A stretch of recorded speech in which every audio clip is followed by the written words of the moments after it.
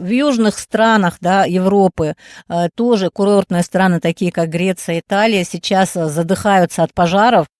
Где-то локально начались эти пожары и распространились практически на всю страну. Тысячи людей эвакуируют, огромный ущерб природе. И вот в этой связи хотелось бы узнать вот ваше мнение о том, как следует сейчас, в засушливое лето, когда вот сейчас установились такие сухие дни, как себя необходимо вести. И думают ли люди о том, что есть такая опасность, как пожары, и что она действительно серьезная, вот и как пример вот эти страны? Это человеческий фактор, пожары. Все.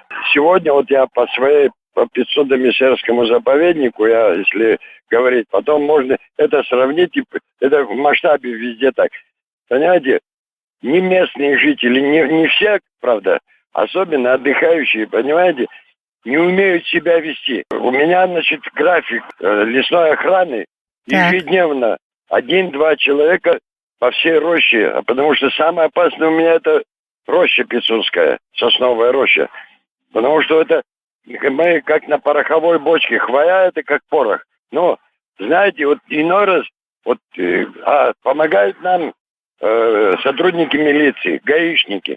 Мы знаки поставили, что нельзя ездить здесь на машине, что нельзя костры разжигать. Иной раз, поймите, мне обидно становится, это ваше такое гостеприимство. Понимаете? Это о чем говорит? Это, люди, наверное, недопонимают. Ну, конечно. С чем все это связано? Да. Не за то, что мне это не хочется, я не гостеприимный. Вот начинаем мы говорить, вот я с лесниками, с лесной охраной, вот ходим, вот приди домой, мы покажем наше гостеприимство. Это не говорит о том, что ты здесь пожары можешь устраивать. Везде это человеческий фактор, больше ничего. Понимаете, за исключением это, допустим, если где-то там стекло или зеркало валяется от преломления лучей, что-то загорелось. Все это, окурок выбросил, спичку не потушил, костры, мангалы, вот это все. Маленькая искринка, и начинаются все эти пожары.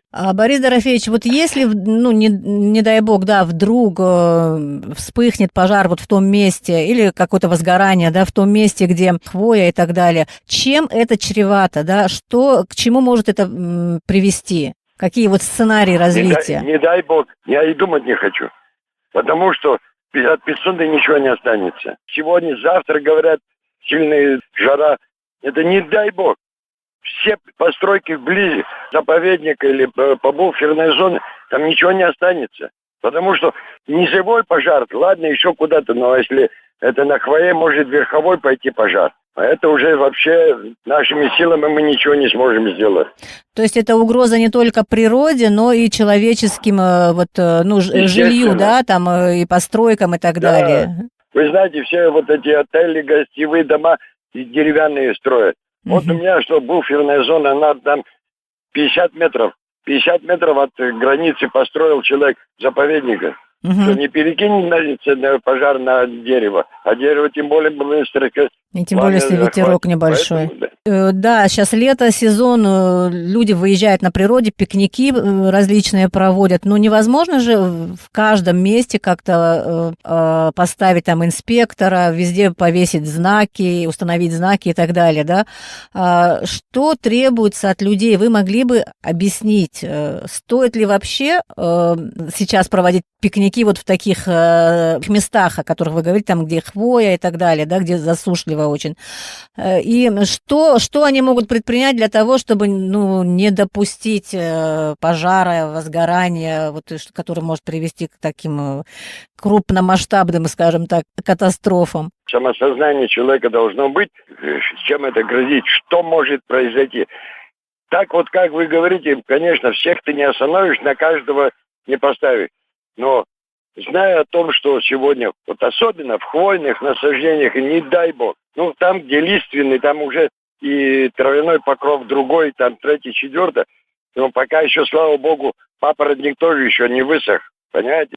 Там так не опасно, а вот в хвойных лесах это опасно. Люди должны сами понимать, понимаете, сиюминутно, вот я сегодня вот здесь в такую жару нет необходимости там шашлык пожарить. Можно это потерпеть, но вот ему надо и все. Вы понимаете, мы вот ходим, мы объясняем. Вот те, которые аншлаги, которые были у нас, постарели, мы сейчас в этом году обновили. Везде поставили. Что мы могли, когда говорят, человек мимо проезжает, вот стоит знак. Вот сегодня даже вот был случай, знак кирпич. Мы обычно не пишем, проезд еще, может, не все знают, наверное, эти знаки. Мы внизу написали большими буквами, проезд запрещен. Вот человек говорит, я не видел, как узкая дорожка, понимаете, это же не автострада. Вот он говорит, я не видел. Я говорю, как ты не видел? Вон там знак висит огромный, диаметр метров. Охотники, да, наши, у них культура поведения другая в лесу? Или все-таки они тоже как-то вот уже осовременились в плохом смысле? Да. Охотники, настоящие охотники, те, с которыми я сталкивался, по крайней мере, у меня в заповеднике не на что охотиться, там нету таких зверей. Несколько кабанчиков ходят, это которые когда-то перешли сюда. Но я, которых охотник, они очень аккуратно себя ведут. Это новоявленные, которые безбашенные. Бывают такие, вот они в наглую. Даже я много раз видел, вот они через проходной национальный парк Литовский не пускают их, они же проверяют, знают, кто куда ездит. А настоящий охотник, он знает место, где костер разжечь, потушить за собой, ничего не оставить. А есть какие-то рычаги воздействия на таких несознательных граждан? Какие-то штрафы, какие-то санкции, привлечение к ответственности? Что может сделать тот же лесничий, инспекторы, допустим, лесного хозяйства в этой связи? Мы единственное, что можем констатировать факт и передать дальше. Это раньше, в советское время, в лесхозах лесничие имели право штрафные санкции. У нас сейчас 500 рублей только оставили, а остальное все свыше 3000, это уже свыше 500, значит, экологи, если свыше 3000 ущерб, это уже прокуратура, вот такая инстанция. То есть там цепочка, вы обращаетесь куда-то и с этим фактом, и все. Естественно, мы внушением, если он не понимает, то мы привлекаем милицию нашу. Хотя вот я сейчас по Пицунде я могу сказать, что у нас тесная связь с местным ГОВД. Они малейший звонок, они сразу же 5 минут, они уже на месте, они рядом стоят с нами. В этом отношении я за пицунскую милицию я только благодарность могу объявить. И гаишники, которые вот здесь есть, и участковые особенно. Борис Дорофеевич, какие-то беседы специально не устраивают, с населением, допустим, с туристами, может, там же в отелях, по вашему настоянию, например, что нужно людям объяснять, что такая ситуация может быть, что действительно она очень чревата, очень опасна, что, еще раз просто напомнить, некоторые просто могут, забывать, расслабляться, где-то природа, может не подумать об этом, и это неосторожное такое обращение приводит к таким ужасным последствиям. Какие-то в целях профилактики, встречи, разговоры, они как-то организовываются или же как-то не доходят руки, не получается? С курортниками, с отдыхающими вообще это не получится. Но я другое вам скажу. Вот даже буквально сегодня, мы где-то часа полтора тому назад на милицейской машине, у них стоит мегафон. Там у нас по роще идет вдоль берега, по нашей территории, вдоль берега противопожарные дороги. Через это трупа объясняли, что нельзя разжигать костры, мангалы. Если куришь, то на берегу, окурок не бросать в роще. Такие спички, чтобы аккуратно. Только такие вещи, а другое, как сейчас, это не получится собрать их в одном месте и собрание сделать. Или там. Но это тоже для тех, кто слышит, это нормально, я думаю. Лесничество – это уже последняя структура, инстанция. Нужно прямо в школе, в вузах, в каких-то организациях лишний раз напоминать людям, я не знаю, как-то это, видимо, устроено в мире с тем, чтобы людям, объясняют. Что еще может послужить противопожарной профилактикой на природе, в лесах? Что еще, какая еще работа может быть проведена, что проводится, а что бы хотелось в перспективе? В советское время были в каждом доме, в каждом госучреждении репродукторы. Помните, наверное, радио, вот да, радио. Вот в советское время это говорили, вот или пожар там, или погода там, ураган намечается. А сегодня же это нету. Сегодня у нас в этом, если через смартфон, значит, они не это будут искать, они будут искать другое. Просто единственное, плакаты противопожарного значения, что это нельзя, вот это нельзя. Другое, я просто не знаю, как по-другому воздействовать. А скажите, инспекторов много у вас? Достаточно ли количество для того, чтобы, допустим, исследовать тропы, допустим, каждое утро там, или каждый вечер, днем пройти, посмотреть, что, чего? Тут до сегодняшнего дня все нормально. У меня и что в Пицундах, и что в Лидзавском лесничестве, и что в Мишерах достаточное количество, которые сегодня не все мобильные. Единственное, иной раз мы не можем обеспечить, допустим, там горюче-смазочными материалами, но тоже по мере возможности стараемся. Насчет людей, вот у меня лично в заповеднике достаточное количество. У меня не только лесники, даже ИТР и служащие, которые есть, они тоже принимают участие. Вот инженер-лесопатолог, у него функции другие, но он вместе с лесниками. Даже раньше меня они вот обходы делают по роще, это разговора нет. В этом отношении вроде бы пока все нормально. То есть все на страже. Будет видно. Напомните, пожалуйста, насколько большая площадь заповедника, чтобы вот уметь всю картину отследить. И вы насколько знаете информацию по другим нашим заповедникам или просто по лесничествам? Какова там ситуация? Хуже, лучше, чем у вас? Понятно, что у вас... Если по площади брать, значит, роща Пицунская, да, 200 гектаров. Лидзавское лесничество, значит, там 1300 гектаров. Мишерское лесничество, там 1500 с копейками гектаров. В общей сложности около 3800. Где 3796, 3800 будем грубо говорить. Понимаете, Мишерское лесничество, там все-таки не равнина. Там, значит, и как и Лидзавское лесничество. Там, конечно, не дай бог, там сложнее. Просто эти лиственные леса, они менее подвержены. Вот самое страшное вот это в хвойных вот насаждениях, особенно пока стараемся. У нас еще, помимо этого, у меня есть еще общественные инспектора, которые сами пришли, попросились, вот дайте нам удостоверение общественного инспектора, ничего ваше не нужно. Ну, есть же люди, которые душой болеют за свою природу, за свою землю, за свой народ и за свой регион. Вот у меня сейчас 3 или 4 человека, еще 2 вот вчера пришли, сейчас я говорю, фотографии принесите, говорю, вот общественными инспекторами хотят, которые с нами рядом стоят.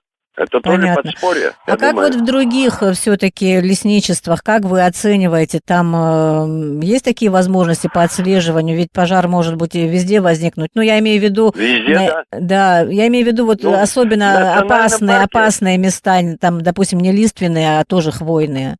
Или где вперемешку деревья. В национальном парке там четко поставлено. В Рыцарском национальном парке там четко поставлено, работа там, ну, у них возможности, конечно, побольше, чем у нас. Там и заработная плата хорошая, и люди там ответственны, потому что они... зарабатывают больше, понятно. Да. Единственное, вот сейчас, вот, если брать по Гудаутскому району, вот опасное Блабруханское лесничество и Колдохварское. Почему? Здесь еще скот держат, понимаете? Вот когда со скотом ходит, ну, сейчас нет. Вот по весне они перед тем, как на пастбище начинают гнать скот, они поджигают папоротник, понимаете? Вот за месяц, за 2 выгона скота наверх, они начинают поджигать папоротник. Вроде они думают, что они контролируют, но пожар контролируют очень тяжело, тем более в этих скалистых местах на косогорах. Ну, то пока вот сейчас и в Блабрушевском нормально. Вообще в этом году с начала года не было таких крупных очагов. Там локальные были чуть-чуть, там где-то что-то, но в течение дня были ликвидированы эти Но, с пожары. другой стороны, и дождей было много, да, практически все время, а вот сейчас установились такие сухие дни, и вот в этом, наверное, стоит насторожиться и проявлять осторожность, скажем так, да, с учетом того, что мы видим, что творится в других странах. Лесхозы вместе с администрациями сел, они должны в совокупности все это соорганизоваться. Вот сейчас нужно создать вот даже в каждом селе, вот, например, в Блабрухах, группу там из 10 человек. Вы знаете, пожарный сторож. Вот раньше вот такой термин был в советское время. Мы нанимали пожарных сторожей на время пожароопасного периода. Ну, копейки какие-то платили, но человек чувствовал ответственность. И туда шли люди не насильно, а которые вот желание изъявляли. Вот мы набирали. А вот в чем проблема? дело. Почему сейчас не создать действительно вот оперативно вот такие группы? Это уже зависит от глав администрации сел. Может, им подсказать стоит? Руководство лесхоза. Понимаете, когда... Ну, это должно идти. Человек от души должен, и насильно не прикажешь. У меня с Петцовской администрации, с Лизавской администрации все четко. И Блабруховская вот здесь, ну, у меня же вот поворот на Мессер, это там поселок Шлара, вот и глава администрации как раз в этом поселке живет. У меня там проблем нет. Это у меня, потому что я-то уже, слава богу, 52 года в системе лесной охраны работы за это. У молодых, понимаете, видимо, не доходит, что самое главное в этот период это пожара, чтобы не было. Вот это самое главное. То отношение в советское время к лесхозам, к лесной охране было, сейчас уже этого нет. У нас потихоньку начинает исчезать институт лесников и лесничих. А лесник – это основа.